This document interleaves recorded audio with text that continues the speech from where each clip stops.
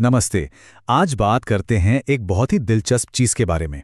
देखिए, टेक्नोलॉजी तो हर दिन, हर पल बदल रही है, लेकिन जो हमारे कानून हैं, वो अक्सर उतनी तेज़ी से नहीं बदल पाते। तो आज हम यही समझने की कोशिश करेंगे कि कैसे एक नया कानून इस चुनौती से निपट रहा है, कि कैसे लगातार बदलती टेक्नोलॉजी को कानून की तय भाषा में फिट किया जाए। अच्छा, एक पल के लिए सोचिए, हमारे हाथ में जो स्मार्टफोन है वो असल में है क्या? वो एक फ़ोन भी है, एक कैमरा भी और एक छोटा मोटा कंप्यूटर भी। तो सवाल ये उठता है कि कानून की नज़र में इसे क्या कहा जाएगा?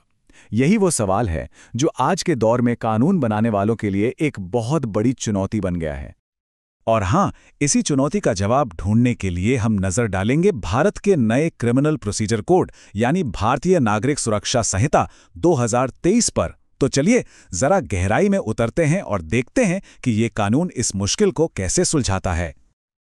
तो ये जो परिभाषा स्क्रीन पर दिख रही है ना, यही है आज हमारी पूरी बातचीत का केंद्र। ये ऑडियो वीडियो इलेक्ट्रॉनिक माध्यम को डिफाइन करती है। अब पहली नज़र में ये थोड़ी मुश्किल लग सकती है, पर असल में इसे बहुत सोच समझकर लिखा गया है। चलिए इसे एक एक करके तोड़कर समझते हैं। इसे आसानी से समझने के लिए हम इस पूरी परिभाषा को 3 मेन हिस्सों में बांट सकते हैं। हर हिस्सा हमें ये बताता है कि टेक्नोलॉजी का इस्तेमाल कानूनी प्रक्रिया के किस स्टेज पर और कैसे किया जाएगा। तो पहला हिस्सा सीधे तौर पर जुड़ा है फील्ड वर्क से, मतलब पुलिस की जांच पड़ताल से। ये इस बारे में है कि पुलिस अधिकारी जब जमीन पर यानी फील्ड में कोई जांच कर रहे होंगे, तब वो टेक्नोलॉजी का इस्तेमाल कैसे करेंगे।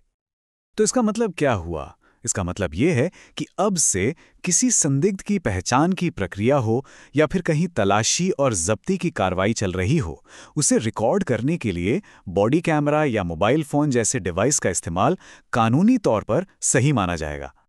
और ये सच मानिए एक बहुत बड़ा बदलाव है। ये पुलिस के काम को कागज पत्थर वाले पुराने तरीके से निकालकर सीधे डिजिटल रिकॉर्डिंग की दुनिया में ले आता है। और इससे उम्मीद क्या है? यही कि सिस्टम में पारदर्शिता बढ़े और सब कुछ ज्यादा सटीक हो। ठीक है, तो फील्ड से अब चलते हैं कोर्टरूम के अंदर। देखते हैं कि ये परिभाषा हमारी कानूनी व्यवस्था यानी अदालतों के अंदर क्या बदलाव लाती है। और यहाँ ये कानून हमारी अदालतों को सीधे 21वीं सदी में लाने का काम करता है।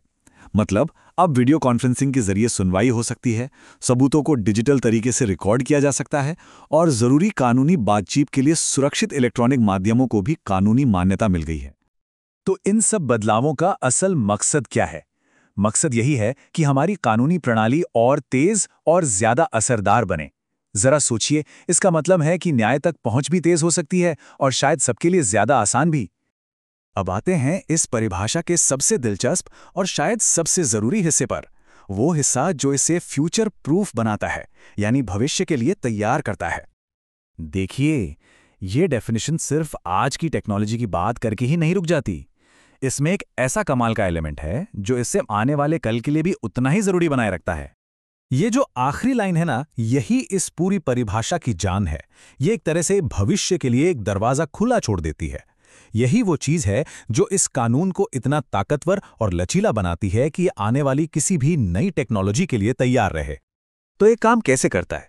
बहुत ही सिंपल तरीके से कानून ने एक बड़ी कैटेगरी बना दी है ना।